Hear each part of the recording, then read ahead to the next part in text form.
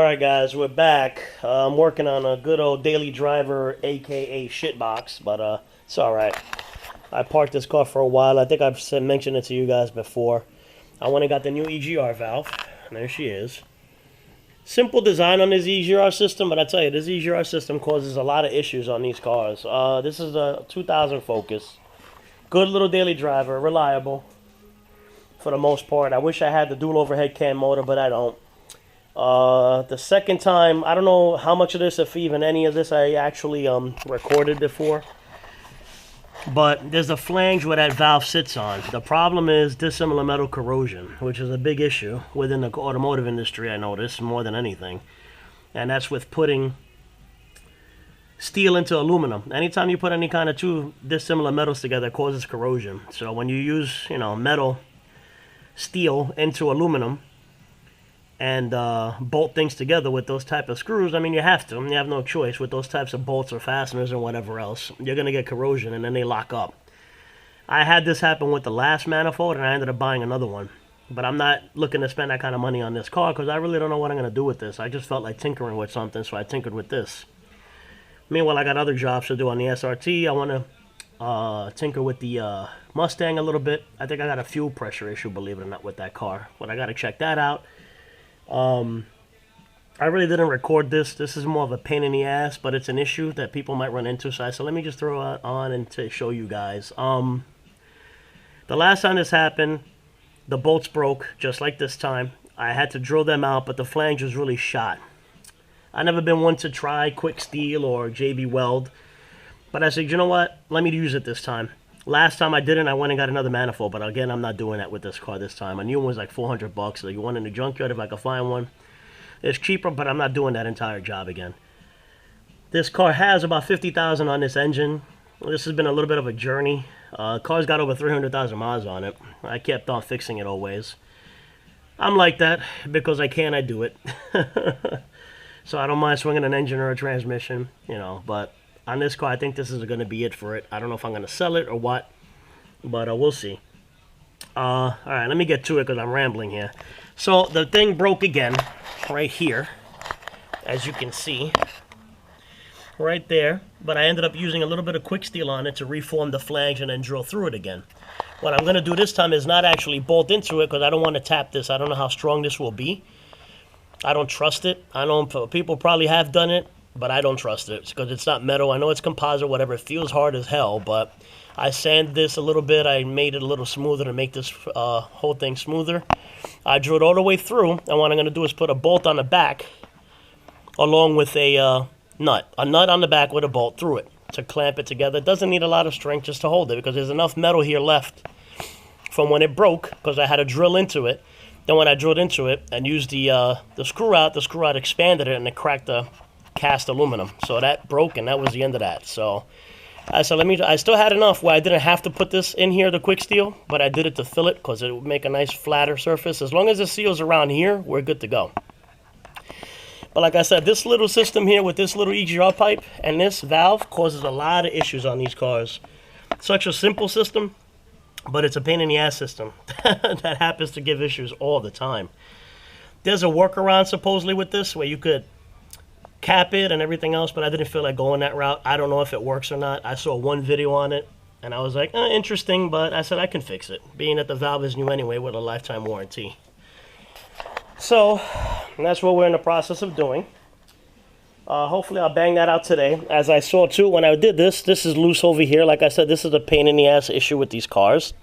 So I'm going to see if I could actually loosen these and put I have stainless now, I believe, that I can put in here. Use stainless steel in here instead into this manifold. This is also the second manifold on here. Good old Dorman part.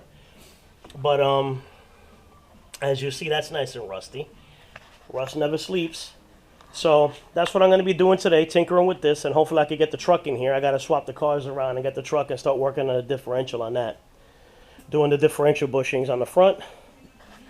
I'm not going to remove the diff on that. I believe I can flip it.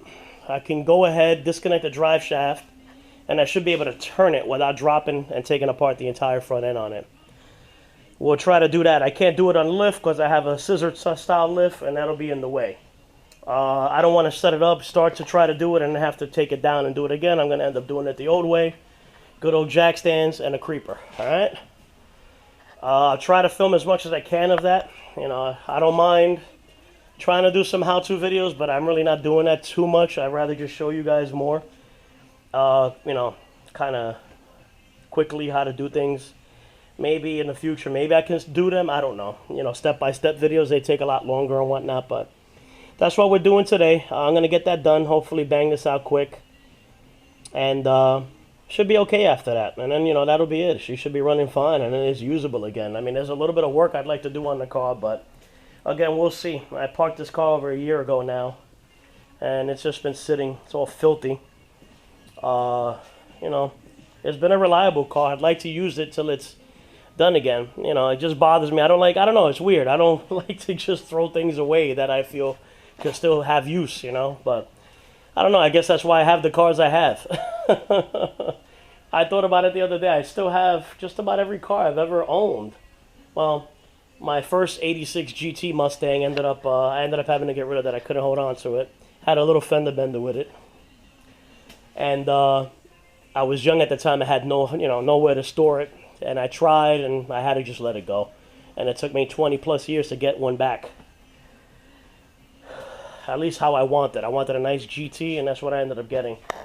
I wasn't going to settle this time. The last time I had a GT, it was a 4i, but I had an LX nose, and it was a little bit of a Frankenstein. But as those Fox bodies are, they're pretty much interchangeable everything. So I had my little Omni back in the day. I actually got rid of that car. Same deal, running. It was a running car, running driving car, but I had nowhere to store it. I would have kept that little K car. That was a good little reliable car too. And those K cars were what saved Chrysler back in the day. But that car is gone. And then my Escort, which was my very first car, an 86 Escort. Taught myself how to drive stick on that car. And my Eclipse. I had to get rid of my Eclipse. I was holding on to that car for a long time. But that car was an upstate car in New York. And if you know anything about New York winters, that car was in Oneonta.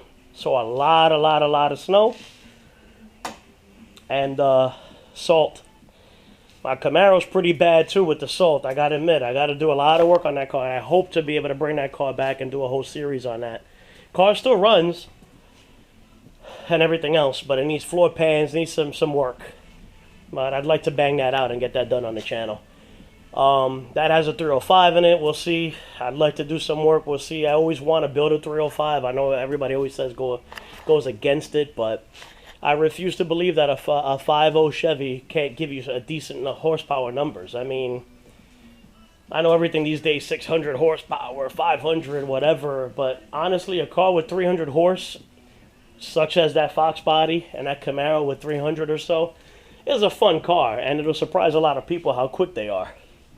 And that's always the fun part, you know, but that's a 305 that I took out of my other third gen. I have two third gens, my Firebird and my Camaro.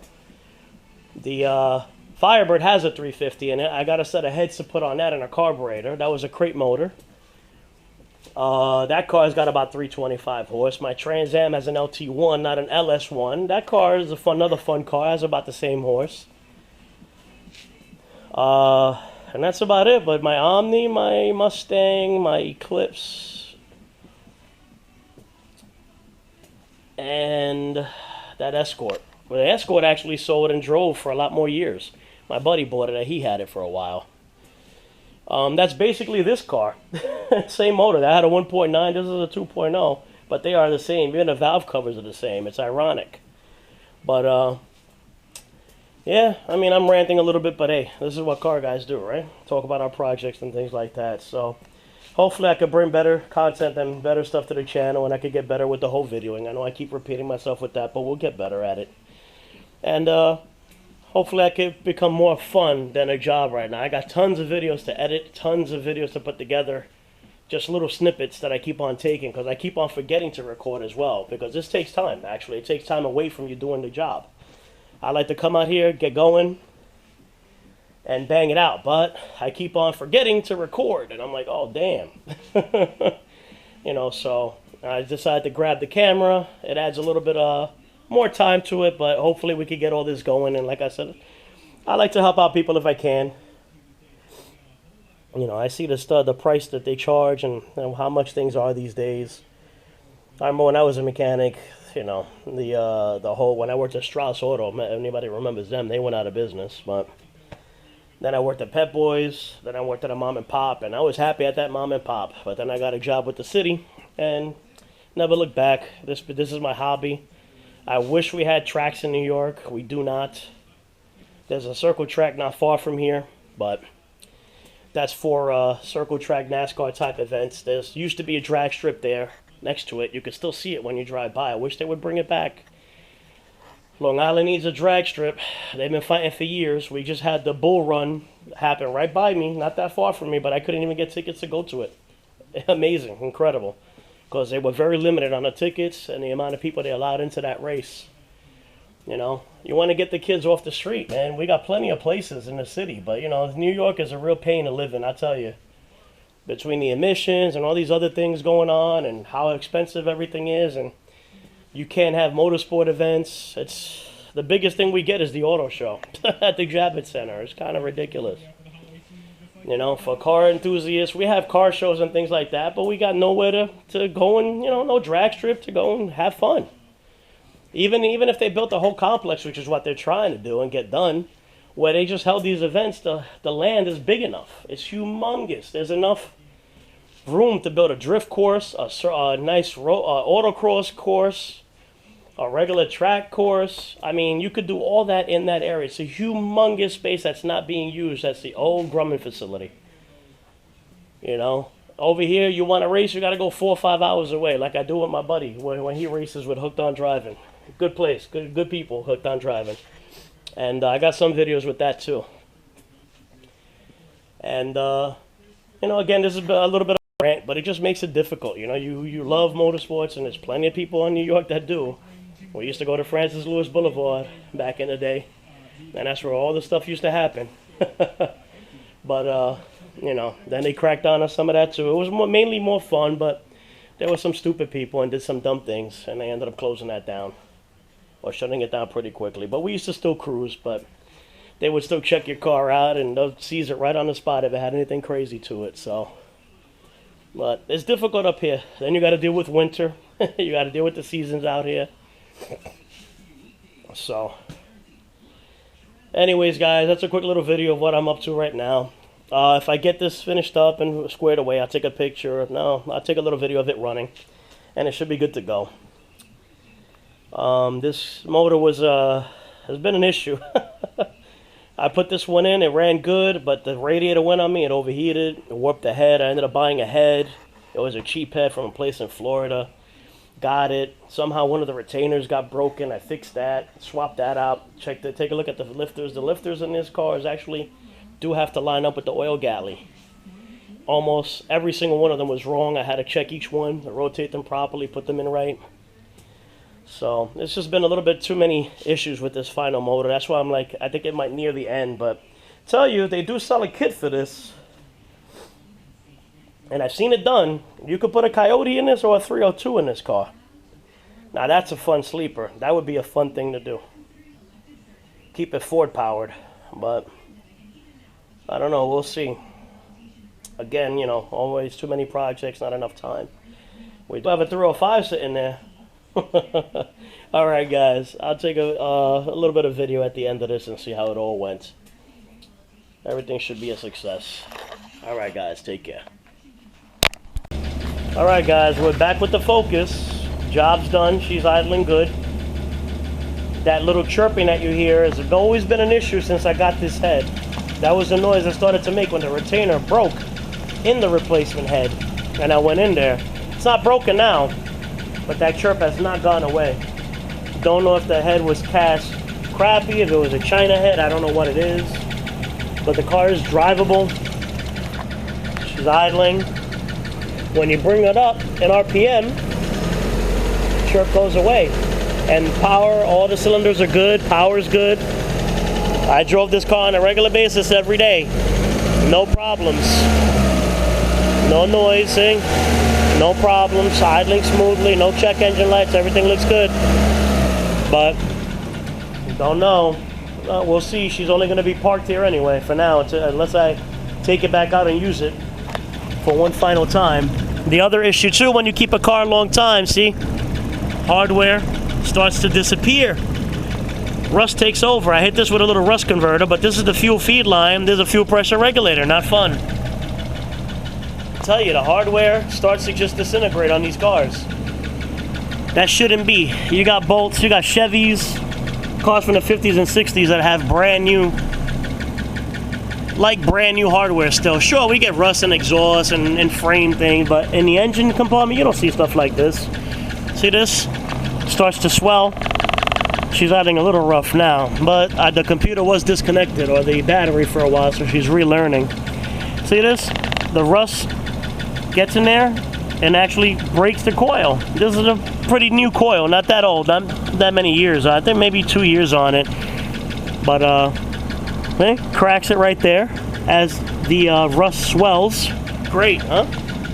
Self-destructing cars, but cars are throwaway these days, right? It's up to people like us to keep them on the road, even though this is a shit box, right? But it's a daily driver, not a bad car. It was not a bad car ever. And yeah, so it was a success. So far, so good. Now I can move her around when it doesn't stall out all the time. No check engine lights, everything's good. See that mileage? Let me get you guys in there. 331,000 miles. It's been a good car. It really has. That chirp is driving me insane, but it is what it is. She's running good.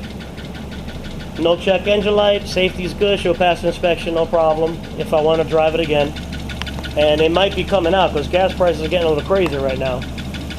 Right now, 3 out of my 4 cars I'm driving all take premium. And that's about $4 a gallon around here now. The other day I found it for $3.85. That was the least I could find.